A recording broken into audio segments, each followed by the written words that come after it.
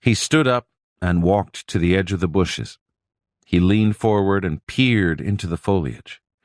He seemed to be examining something in the leaves without getting too close to them. "What are you doing?" I asked, unable to contain my curiosity. He turned to me, smiled, and raised his brow.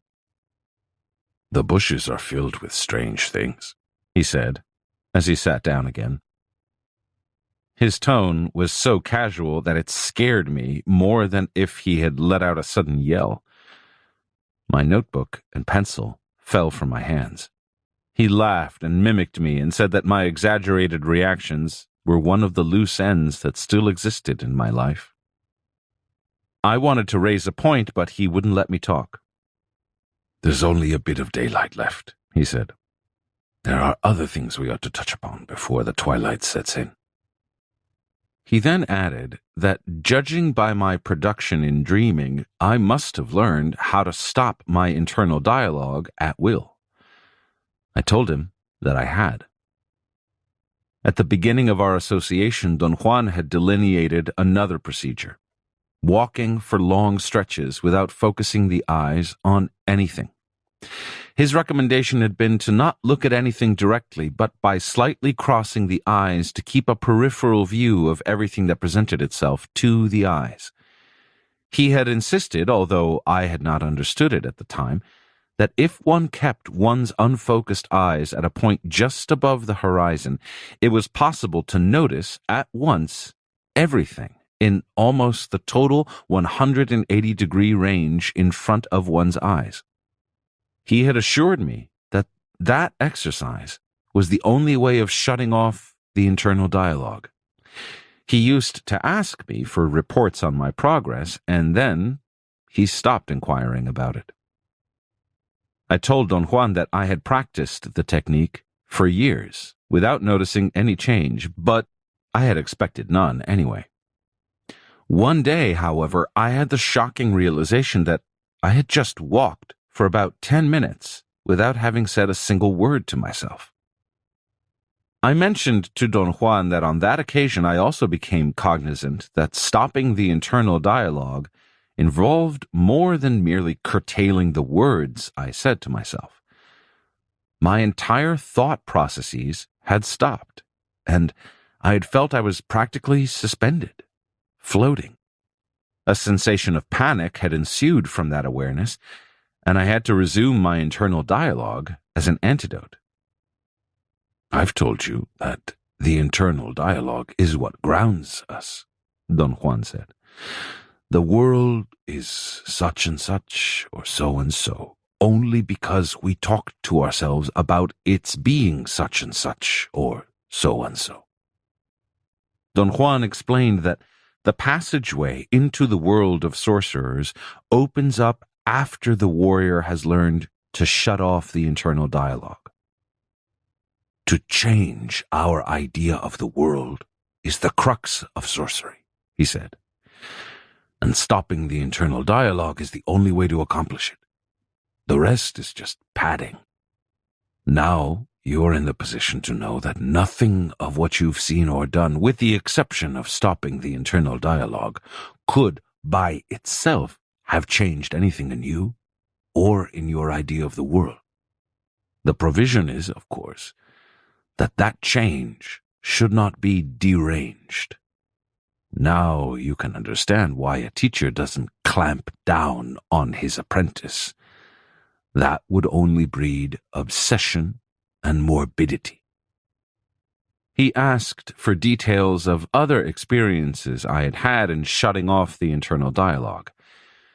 I recounted everything that I could remember. We talked until it became dark, and I could no longer take notes in a comfortable manner. I had to pay attention to my writing, and that altered my concentration. Don Juan became aware of it and began to laugh. He pointed out that I had accomplished another sorcery task: writing without concentrating. The moment he said it, I realized that I really didn't pay attention to the act of taking notes.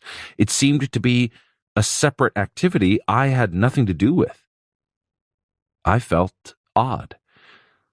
Don Juan asked me to sit by him in the center of the circle.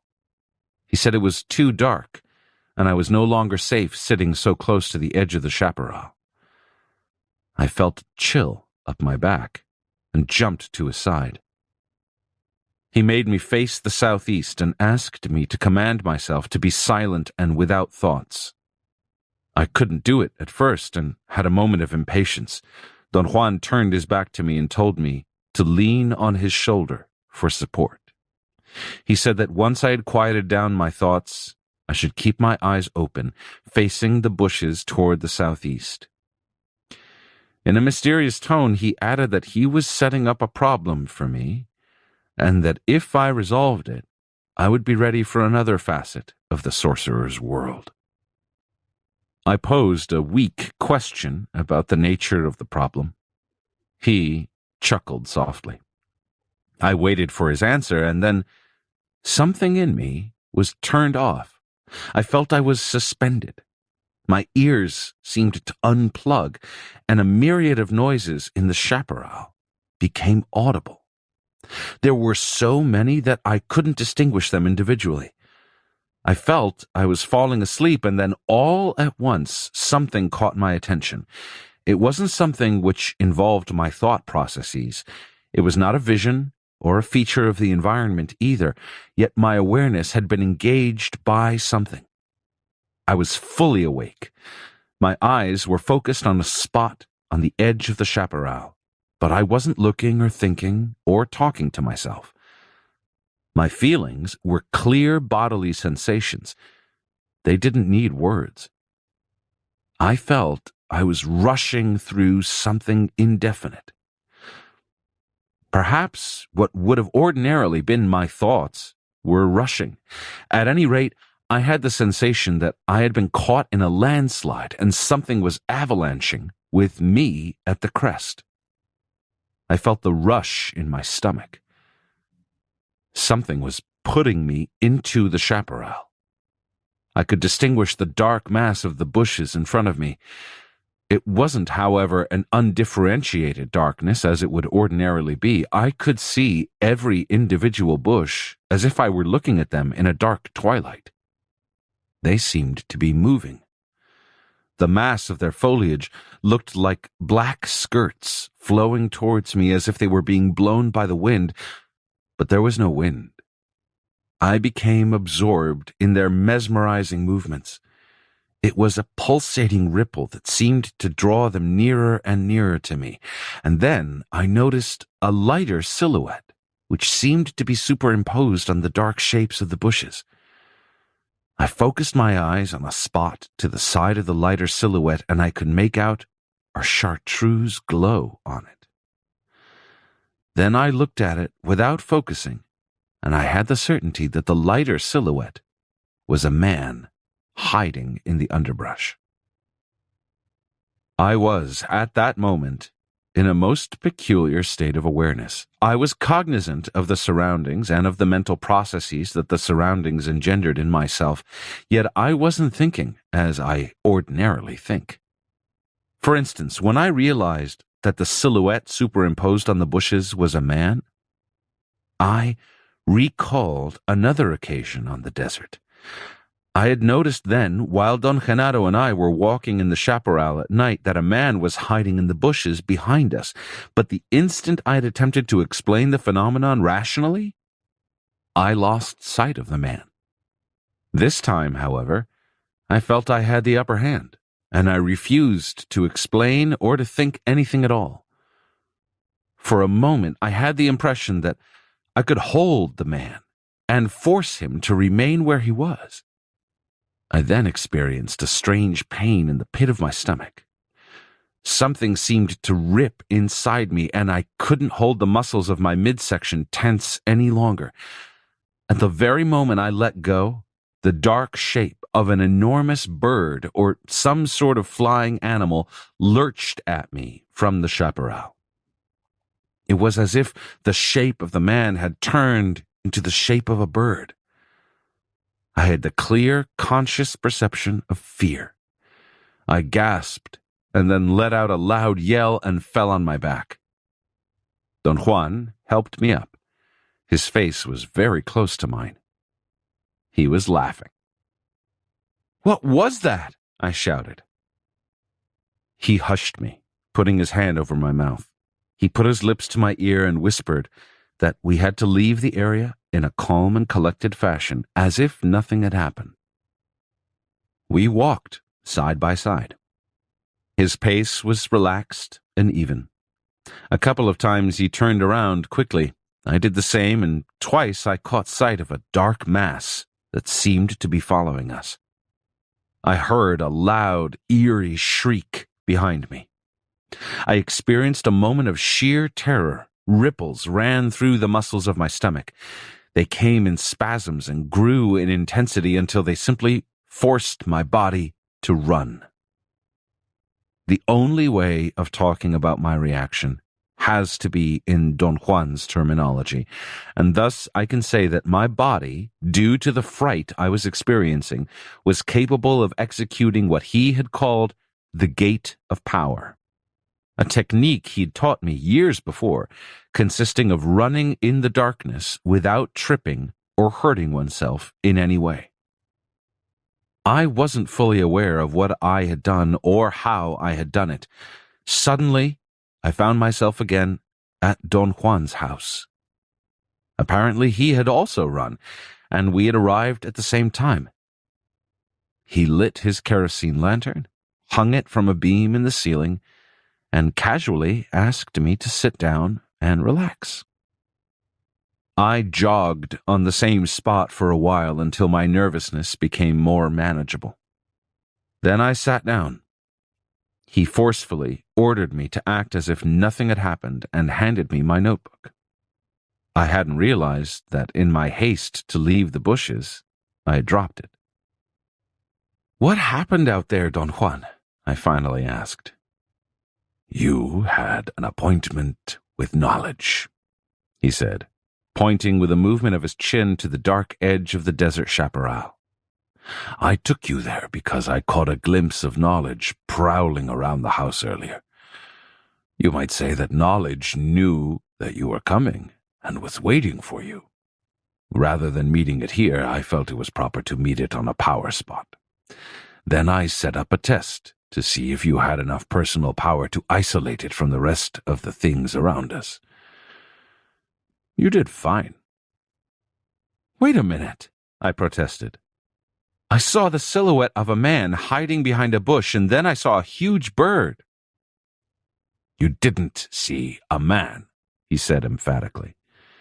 "Neither did you see a bird. The silhouette in the bushes and what flew to us was a moth. If you want to be accurate in sorcerer's terms, but very ridiculous in your own terms, you could say that tonight you had an appointment with a moth. Knowledge is a moth." He looked at me piercingly. The light of the lantern created strange shadows on his face. I moved my eyes away. "Perhaps you'll have enough personal power to unravel that mystery tonight," he said. "If not tonight, perhaps tomorrow. Remember, you still owe me 6 days. Don Juan stood up and walked to the kitchen in the back of the house. He took the lantern and set it against the wall on the short, round stump that he used as a bench. We sat down on the floor opposite each other and served ourselves some beans and meat from a pot that he had placed in front of us. We ate in silence. He gave me furtive glances from time to time and seemed on the verge of laughing. His eyes were like 2 slits. When he looked at me, he would open them a bit, and the moistness of the corneas reflected the light of the lantern. It was as if he were using the light to create a mirror reflection. He played with it, shaking his head almost imperceptibly every time he focused his eyes on me. The effect was a fascinating quiver of light. I became aware of his maneuvers after he had executed them a couple of times. I was convinced that he was acting with a definite purpose in mind. I felt compelled to ask him about it. "I have an ulterior reason," he said reassuringly. I'm soothing you with my eyes. You don't seem to be getting more nervous, do you? I had to admit that I felt quite at ease. The steady flicker in his eyes was not menacing, and it hadn't scared or annoyed me in any way. How do you soothe me with your eyes? I asked. He repeated the imperceptible shake of his head. The corneas of his eyes were indeed reflecting the light of the kerosene lantern. Try to do it yourself, he said casually, as he gave himself another serving of food. You can soothe yourself. I tried to shake my head. My movements were awkward. You won't soothe yourself bobbing your head like that, he said, and laughed. You'll give yourself a headache instead. The secret is not in the head shake, but in the feeling that comes to the eyes from the area below the stomach. This is what makes the head shake. He rubbed his umbilical region. After I had finished eating, I slouched against a pile of wood and some burlap sacks. I tried to imitate his head shake. Don Juan seemed to be enjoying himself immensely. He giggled and slapped his thighs. Then a sudden noise interrupted his laughter. I heard a strange, deep sound, like tapping on wood, that came from the chaparral. Don Juan jutted his chin, signaling me to remain alert. That's the little moth calling you, he said in an unemotional tone. I jumped to my feet.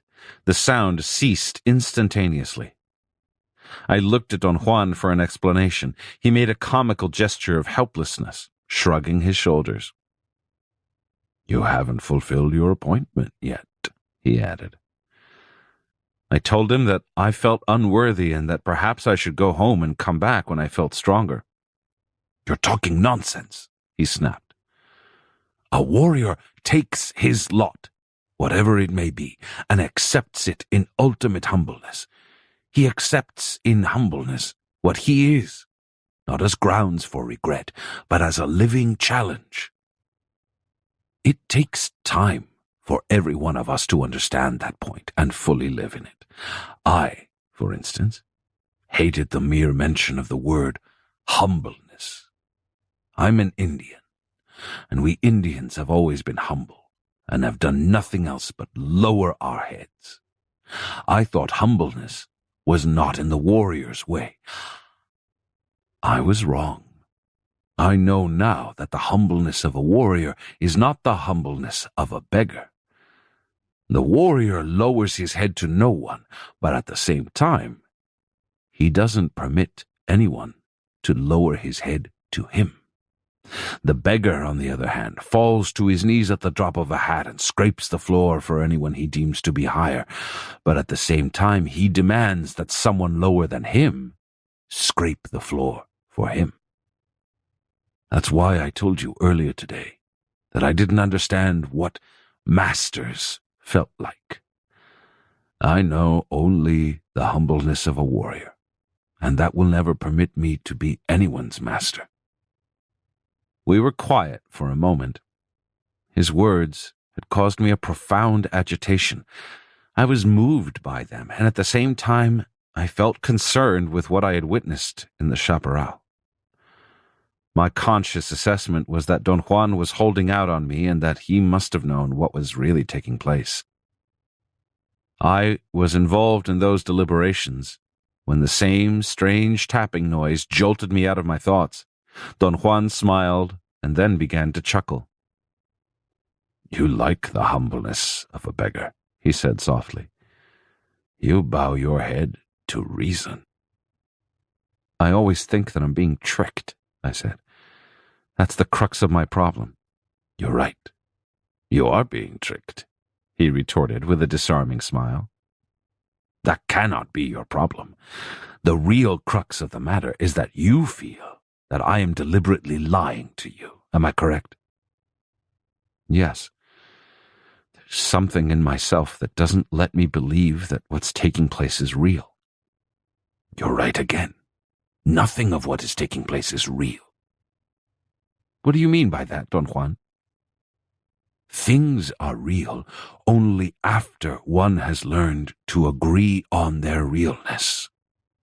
What took place this evening, for instance, cannot possibly be real to you because no one could agree with you about it. Do you mean that you didn't see what happened? Of course I did, but I don't count. I am the one who's lying to you, remember? Don Juan laughed until he coughed and choked. His laughter was friendly, even though he was making fun of me. Don't pay too much attention to all my gibberish, he said reassuringly. I'm just trying to relax you, and I know that you feel at home only when you're muddled up. His expression was deliberately comical, and we both laughed. I told him that what he had just said made me feel more afraid than ever. You're afraid of me? He asked. Not of you, but of what you represent. I represent the warrior's freedom. Are you afraid of that? No, but I'm afraid of the awesomeness of your knowledge. There's no solace for me, no haven to go to. You're again confusing issues. Solace, haven, fear, all of them are moods that you have learned without ever questioning their value. As one can see, the black magicians have already engaged all your allegiance. Who are the black magicians, Don Juan? Our fellow men are the black magicians, and since you are with them, you too are a black magician. Think for a moment. Can you deviate from the path that they've lined up for you? No. Your thoughts and your actions are fixed forever in their terms. That is slavery. I, on the other hand, brought you freedom. Freedom is expensive, but the price is not impossible. So, fear your captors, your masters. Don't waste your time and your power fearing me. I knew that he was right, and yet in spite of my genuine agreement with him, I also knew that my lifelong habits would unavoidably make me stick to my old path. I did, indeed, feel like a slave. After a long silence, Don Juan asked me if I had enough strength for another bout with knowledge. Do you mean with the moth? I asked, half in jest. His body contorted with laughter. It was as if I had just told him the funniest joke in the world. What do you really mean when you say that knowledge is a moth? I asked. I have no other meanings, he replied. A moth is a moth. I thought that by now, with all your accomplishments, you would have had enough power to see. You caught sight of a man instead, and that was not true seeing. From the beginning of my apprenticeship, Don Juan had depicted the concept of seeing as a special capacity that one could develop, and which would allow one to apprehend the ultimate nature of things. Over the years of our association, I had developed a notion that what he meant by seeing was an intuitive grasp of things, or the capacity to understand something at once, or perhaps the ability to see through human interactions and discover covert meanings and motives. I should say that tonight, when you faced the moth, you were half looking and half seeing, Don Juan proceeded. In that state, although you were not altogether your usual self, you were still capable of being fully aware in order to operate your knowledge of the world. Don Juan paused and looked at me. I didn't know what to say at first. How was I operating my knowledge of the world? I asked. Your knowledge of the world told you that in the bushes one can only find animals prowling or men hiding behind the foliage. You held that thought, and naturally you had to find ways to make the world conform to that thought. But I wasn't thinking at all, Don Juan. Let's not call it thinking, then. It's rather the habit of having the world always conform to our thoughts. When it doesn't, we simply make it conform. Moths as large as a man cannot be even a thought. Therefore, for you, what was in the bushes had to be a man. The same thing happened with the coyote. Your old habits decided the nature of that encounter too. Something took place between you and the coyote, but it wasn't talk. I've been in the same quandary myself. I've told you that once I talked with a deer. Now you've talked to a coyote. But neither you nor I will ever know what really took place at those times. What are you telling me, Don Juan? When the sorcerer's explanation became clear to me, it was too late to know what the deer did to me. I said that we talked, but that wasn't so. To say that we had a conversation is only a way of arranging it so I can talk about it. The deer and I did something, but at the time it was taking place, I needed to make the world conform to my ideas, just like you did. I had been talking all my life, just like you, therefore my habits prevailed and were extended to the deer. When the deer came to me and did whatever it did, I was forced to understand it as talking. Is this the sorcerer's explanation? No. This is my explanation for you, but it is not opposed to the sorcerer's explanation. His statement threw me into a state of great intellectual excitation. For a while, I forgot the prowling moth, or even to take notes. I tried to rephrase his statements, and we involved ourselves in a long discussion about the reflexive nature of our world. The world, according to Don Juan, had to conform to its description. That is, the description reflected itself. Another point in his elucidation was that we had learned to relate ourselves to our description of the world in terms of what he called habits. I introduced what I thought was a more engulfing term, intentionality, the property of human consciousness whereby an object is referred to or is intended. Our conversation engendered a most interesting speculation. Examined in light of Don Juan's explanation, my talk with the coyote acquired a new character. I had indeed intended the dialogue, since I have never known another avenue of intentional communication. I had also succeeded in conforming to the description that communication takes place through dialogue, and thus I had made the description reflect itself. I had a moment of great elation. Don Juan laughed and said that to be so moved by words was another aspect of my foolery. He made a comical gesture of talking without sounds. All of us go through the same shenanigans, he said after a long pause. The only way to overcome them is to persist in acting like a warrior. The rest comes of itself and by itself. What is the rest, Don Juan? Knowledge and power. Men of knowledge have both, and yet none of them could tell how they got to have them except that they had kept on acting like warriors. And at a given moment, everything changed. He looked at me. He seemed undecided, then stood up and said that I had no other recourse but to keep my appointment with knowledge. I felt a shiver. My heart began to pound fast. I got up. Don Juan moved around me, as if he were examining my body from every possible angle. He signaled me to sit down and keep on writing. If you get too frightened, you won't be able to keep your appointment, he said. A warrior must be calm and collected and must never lose his grip.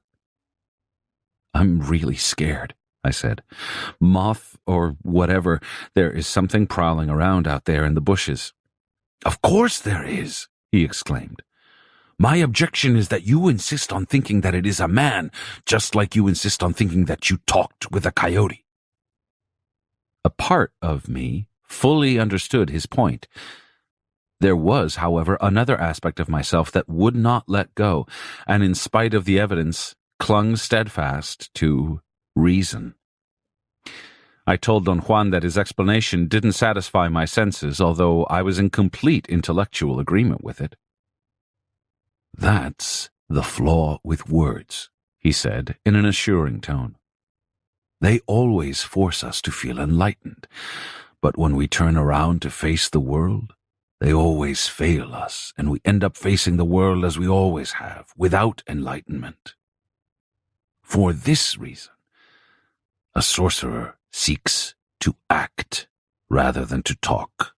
And to this effect, he gets a new description of the world, a new description where talking is not that important and where new acts have new reflections." He sat down by me and gazed into my eyes and asked me to voice what I had really seen in the chaparral. I was confronted at the moment with an absorbing inconsistency.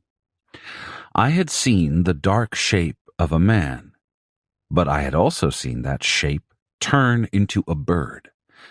I had therefore witnessed more than my reason would allow me to consider possible, but rather than discarding my reason altogether, something in myself had selected parts of my experience, such as the size and general contour of the dark shape, and held them as reasonable possibilities, while it discarded other parts, such as the dark shape turning into a bird.